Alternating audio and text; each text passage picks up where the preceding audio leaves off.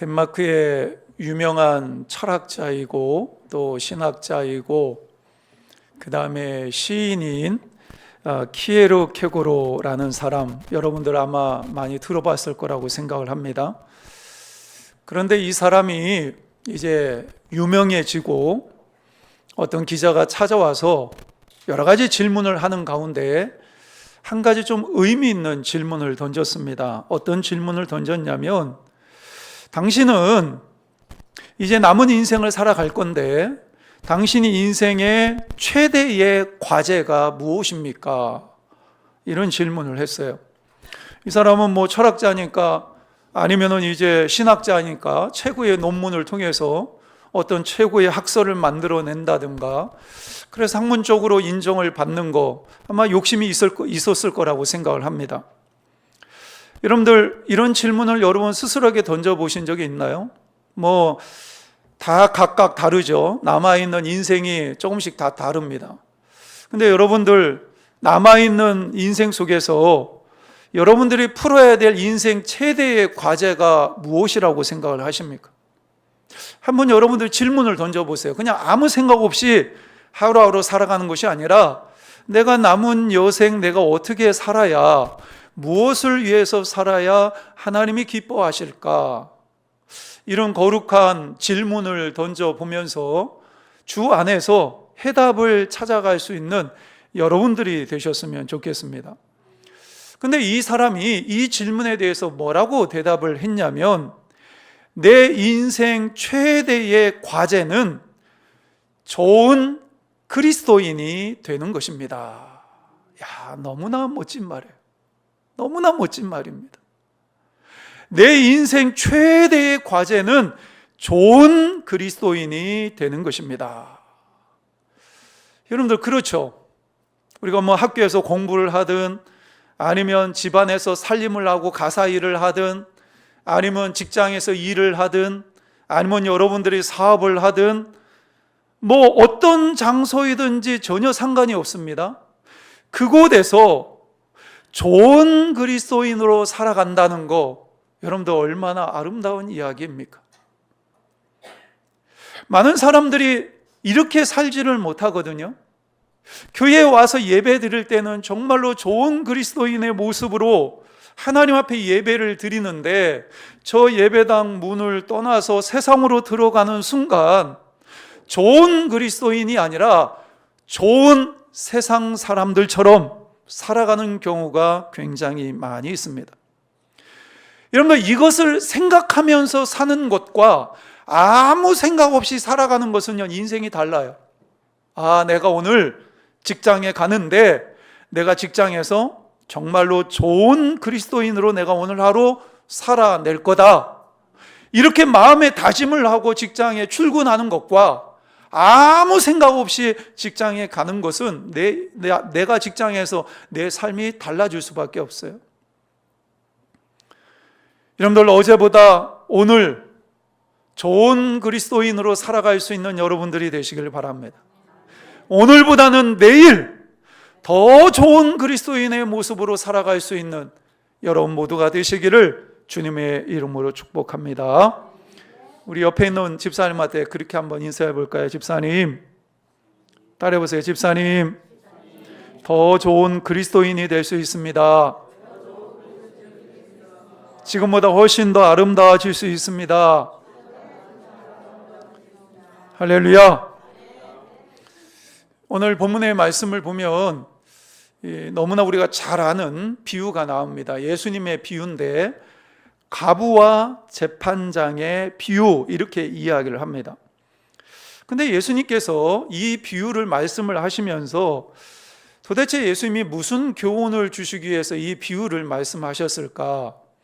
1절 말씀을 보면 그 해답을 얻을 수가 있습니다. 1절 말씀 우리 함께 읽어볼까요? 예수께서 그들에게 항상 기도하고 낙심하지 말아야 할 것을 비유로 말씀하여, 예수님께서 이 비유를 통해서 제자들에게 주고자 하는 교훈은 두 가지였습니다. 하나는 뭐냐면, 따라해 보세요. 항상 기도해야 된다. 항상 기도해야 된다. 그리고 두 번째는 뭐냐면 기도할 때 낙심하지 말아라. 따라해 보세요. 기도할 때 낙심하지 말아야. 여러분들, 우리가 기도하면서, 모르겠어요. 여러분들은 얼마나 자주 기도하는지 모르겠지만 우리의 기도의 목표는 뭐가 되어야 되냐면 항상 기도하는 겁니다. 항상. 여러분이 교회에 있든지, 여러분이 가정에 있든지, 여러분의 직장에 있든지, 운전을 하든지 뭘 하든지 여러분의 머릿속에는 항상 어떤 생각이 있어야 되냐면, 야, 내가 기도해야 되는데 어떻게 하면 내가 기도할 수 있을까? 근데 여러분들, 이 말씀을 통해서 알 수 있는 것이 있는데, 우리가 기도할 때 우리의 기도를 가로막고 있는 가장 큰 적 중에 하나가 뭐냐면 낙심이라는 거예요. 낙심이라는 단어의 뜻이 뭘까요? 마음이 완전히 무너져 가지고 밑바닥까지 내려가서 더 이상 일어날 힘도 없는 상태, 이걸 낙심이라고 이야기를 합니다. 그러면 여러분들, 기도하다가 언제 우리가 낙심이 되죠? 우리가 막 기도를 할 때는 막 힘이 나잖아요. 근데 언제 우리가 기도하다가 낙심이 되나요? 대부분의 경우는 내가 하나님 앞에 열심히 기도했는데 응답이 없어요. 그냥 기도한 게 아니라 안 되겠다 싶어가지고 막 철야도 하고 금식도 하고 작정해서 막 기도하고 그랬는데 하나님께서 침묵하시는 거예요. 아무 소리도 안 하세요. 그러면 여러분들, 웬만한 사람은요 낙심됩니다. 정말 하나님이 내 기도에 응답하실까? 내 기도에 하나님은 관심을 갖고 계신가?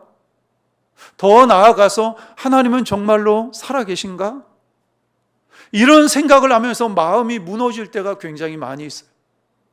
근데 여러분들, 우리는 기도할 때 자기 계획을 다 가지고 있어요. 자기 계획을 가지고 있다고요. 이게 무슨 얘기냐면 하나님께서 내 기도를 언제 어떻게 응답하셔야 되는지 자기 나름대로의 계획을 다 가지고 하나님 앞에 기도할 때가 굉장히 많아요. 하나님, 이 기도는 언제까지 이렇게 하나님이 내 기도에 응답하셔야 합니다. 이러면서 자기 계획을 가지고 하나님 앞에 기도할 때가 굉장히 많이 있습니다. 아마 대부분의 사람들이 이런 기도를 할 거예요. 하나님, 우리 자녀 대학 가는데 서울로 가야 됩니다. 스카이. 서울대, 연세대, 고려대 그 중에 하나입니다. 하나님, 제가 사업하는데 매출 최소 1억은 찍어야 되고 한 5억까지 갈 수 있도록, 아니 10억 정도 갈 수 있도록 하나님 도와주옵소서. 하나님, 제 안에 고칠 수 없는 고질병이 남아있는데 하나님, 이 고질병을 고쳐 주옵소서.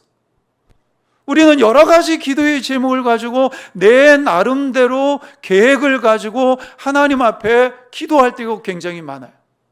그런데 하나님께서 내 기도에 침묵하시고 내 기도에 응답하지 않으면 낙심이 됩니다. 마음이 무너지는 거예요. 근데 낙심하는 것으로 끝나는 것이 아니라 그 다음에 찾아오는 것이 있는데, 그게 뭐냐면 의심이 찾아옵니다. 그러면서 원망하고 불평하면서 내가 영적으로 병들어 버리는 경우가 많아요. 그러면 기도의 자리에서 점점 멀어지는 거예요.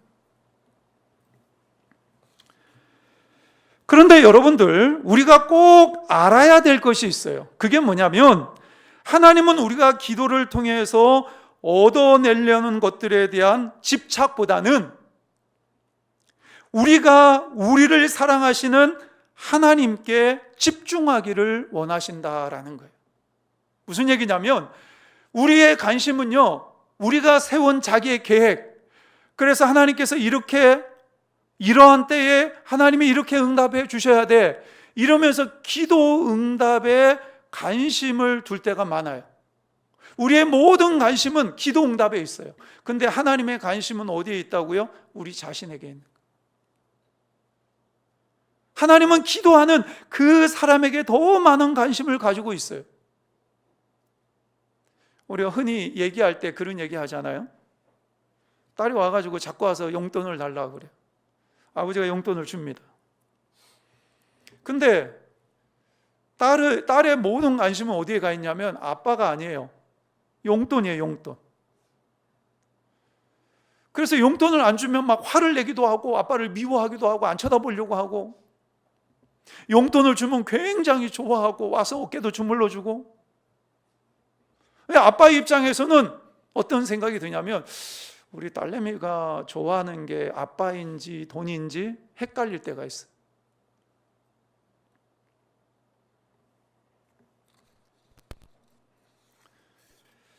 하나님은 기도를 통해서 우리를 만나기를 원하시고, 그래서 기도를 우리가 영적인 대화라고 얘기를 하잖아요. 그러니까 하나님은 기도를 통해서 우리를 만나기를 원하시고 우리와 대화하기를 원하시고, 대화하면서 하나님을 점점 닮아가기를 원하세요. 하나님의 관심은 기도를 통해서 궁극적으로 기도하는 우리 자신을 바꾸어 가기를 원하신다라는 거예요. 우리가 어떤 다급한 문제를 만났어요. 어떤 목사님이 저한테 주중에 기도 제목을 부탁을 하더라고요. 자기 교회 권사님이 간암에 걸렸는데 이제 조직 검사를 해야 되고 결과를 기다리고 있다고. 그래서 기도해 달라고. 그런 일이 벌어지면 성도들이 교회 안에서 정말로 뜨겁게 기도하고요, 가족들도 그분을 위해서 정말로 뜨겁게 기도할 거예요. 그렇게 되면 모든 관심이 어디에 가냐면 하나님께 집중되는 거예요. 기도하면서 그 문제를 해결하기 위해서 기도하다 보니까 기도하면서 하나님께 집중되기 시작하고, 그러면서 하나님의 성품을 닮아가고 하나님의 사람으로 변화되어진다라는 거예요. 이게 하나님께서 우리가 기도하는 것을 통해서 하나님이 우리에게 기대하는 가장 좋은 모습입니다. 물론 하나님이 그런 가정에서 우리의 기도에 응답하셔서 문제가 해결되는 경우도 있어요. 그런데 기도하는 가정을 통해서 하나님은 우리가 하나님을 닮아가고 우리의 인격과 성품이 변화되기를 원하신다라는 거예요. 여러분, 사람이 변화되는 게 쉽습니까? 제가 목회를 오래 하면서 느낀 게 뭐냐면 정말로 변하지 않는 게 사람이다. 근데 여러분들, 내가 정말로 예수 믿는 사람이라면요, 오늘 하루도 변화의 역사는 내 안에서 일어나야 돼요. 내가 신앙생활 한 지 20년 됐고 30년 됐는데 내가 예수 믿기 전에 그 모습 그대로 지금 머물러 있다. 그러면요, 본질적인 질문을 던져야 됩니다. 내가 구원받았나? 내가 구원받았나? 정말로 내가 구원받은 사람 맞나? 본질적인 질문을 던져야 된다. 여러분들, 내가 예수님을 영접했다라는 것은 전에 말씀을 드린 대로 내 안에 주인이 바뀌는 거예요. 내가 죽고 내 안에 예수님이 사는 거예요. 그런데 내 삶에 아무런 변화가 없다고요? 내 삶에 아무런 변화가 없다고요? 주인이 바뀌었는데? 그리고 그것은 단 한 번으로 끝나는 것이 아니라 주님이 나를 부르시는 그날까지 계속해서 변화의 역사는 꾸준히 내 삶 가운데 일어나야 돼요. 이게 구원받은 사람의 모습입니다.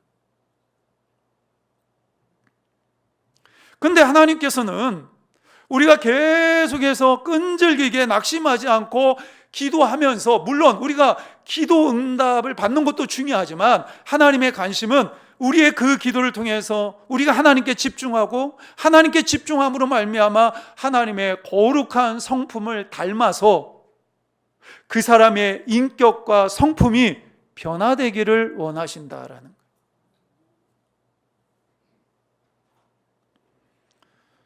사무엘 선지자의 어머니가 누구죠? 한나입니다. 한나. 근데 한나가 아들을 낳지 못하죠. 그래서 어느 날 한날은 성전에 올라가서 하나님 앞에 막 부르짖으면서 기도합니다. 원통하니까. 아니, 자기의 첩은 아들을 막 쑥쑥 낳는데 아이들을 자기는 이 아이를 못 낳으니까 이 첩이 자꾸 자기를 구박하는 거예요. 그래서 성전에 올라와서 하나님 앞에 간절히 기도하는데 얼마나 간절히 기도했던지 엘리 제사장이 봤을 때 술 먹고 와서 술 조정하는 것처럼 보였어요.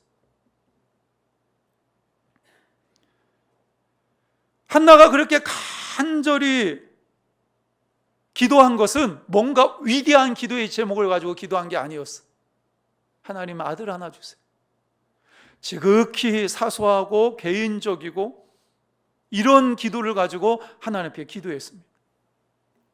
만약에 한나가 하나님, 저는 하나님만 있어도 10 아들이 부럽지 않습니다. 하나님 한 분만으로 나는 만족합니다. 이렇게 하나님 앞에 기도했다면 하나님의 마음이 얼마나 기뻤겠어요. 근데 한나는 그런 기도를 한 것이 아니라 하나님, 나에게 아들 하나 주세요. 아들 없으니까 저 집에 있는 저 여자가 저 여자라고 했겠어요? 욕을 했겠죠. 날 구박합니다. 원통하고 억울해서 못 살겠습니다. 이러면서 하나님 앞에 그냥 막 목 놓아 울면서 기도했을 거예요. 근데 하나님께서 응답하셨죠? 누구를 줍니까? 사무엘을 주셨어요. 근데 여러분들, 그것으로 끝나지 않습니다. 한나는요, 전혀 다른 사람으로 변화됩니다. 하나님을 위해서 살고자 하는 마음이 그 마음 가운데 생겨요. 그래서 하나님께 서원했던 사무엘을 젖을 떼자마자 엘리 제사장에 가서 하나님께 바칩니다. 한나에게 사무엘은요, 목숨보다 귀한 존재예요. 어떤 분이 그런 얘기를 한 걸 들었는데요. 처음에 신앙생활을 했던 사람이 하나님이 비겁하다고 생각을 했대요. 왜 그러냐면 십자가에 달려 돌아가실 때 어떻게 아들을 거기 죽음의 자리에 내놓나, 하나님 아버지께서. 그게 좀 비겁하다, 하나님. 근데 이 사람이 결혼해가지고 아이를 낳고 보니까 하나님의 마음이 이해가 됐대. 야, 내가 낳은 저 아들은 내 목숨보다 더 귀하구나.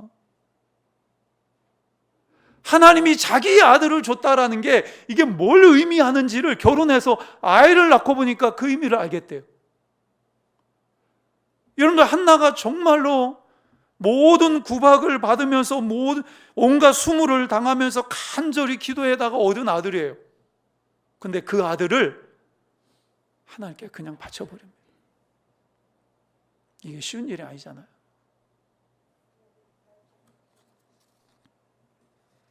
마음이 얼마나 미워지고 찢어지겠어요.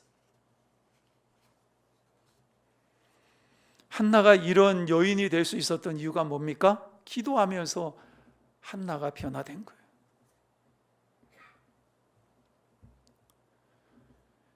여러분들 분명히 기억하십시오. 기도는 내가 합니다. 그러나 무엇이 최선의 응답인지는 누가 결정합니까? 내가 결정하는 것이 아니라 하나님이 결정하십니다.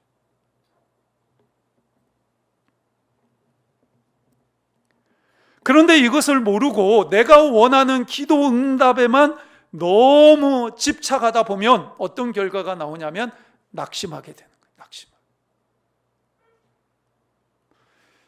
시간이 지날수록 응답이 없으면 마음이 무너지는 거예요.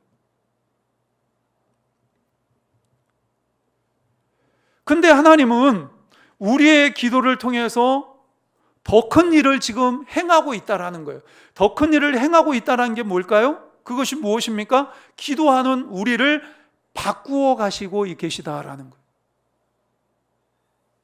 더 겸손하게, 더 온유하게, 더 사랑이 많은 사람으로, 오래 참을 수 있는 사람으로, 충성할 수 있는 사람으로, 하나님만을 의지할 수 있는 자로 하나님은 우리가 기도하는 가운데 우리를 바꾸어 가신다라는 거예요. 그래서 우리가 생각하기에는 우리가 너무나 부족하고 이기적인 기도를 드릴 때가 있어요. 그러나 그런 기도조차도 하나님 앞에는 너무나 아름다워요. 왜? 하나님은 그런 기도를 사용하셔서 우리를 바꾸어 가시기 때문에 그렇습니다.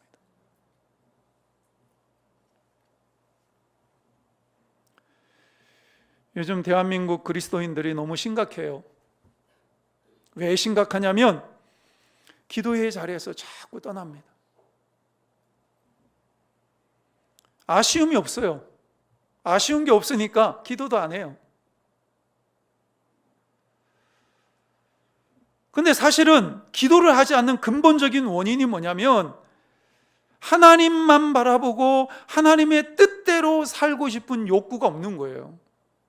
내가 정말로 하나님만 바라보고 하나님의 뜻대로 살고 싶습니다. 이런 거룩한 욕구가 있으면요, 기도 안 할 수 없어요. 왜? 기도하지 않고는 그렇게 살 수 없거든요. 근데 많은 그리스도인들이 내가 주님만 바라보고 하나님의 뜻대로 이 땅 가운데 살기를 원합니다. 나는 그렇게 살 겁니다. 이런 거룩한 욕구가 없는 거예요. 제가 저번에 김홍양 목사님 오셔서 부흥하셨을 때 제가 지금 기억나는 게 뭐냐면 어떤 집사님이 그런데요. 나는 은혜 받기 싫다고. 어떤 부흥회나 아니면 어떤 집회에 가가지고 은혜 받기 싫다고. 그 은혜 받으면 모든 공예배 와야 되고 하나님의 일 해야 되고 헌금도 많이 해야 되고 뭐 이것저것 해야 되고 매해야 되고 그래서 나는 은혜 받기 싫다고. 얼마나 이기적인 모습이에요. 많은 사람들이 신앙생활하면서 울타리를 쳐놓습니다. 나는 이 정도까지는 할 수 있는데 그 이상은 안 넘어갈 거야. 내가 할 수 있는 헌신은 이 정도야. 그리고 그 울타리에 갇혀서 신앙생활하는 사람들이 굉장히 많아요.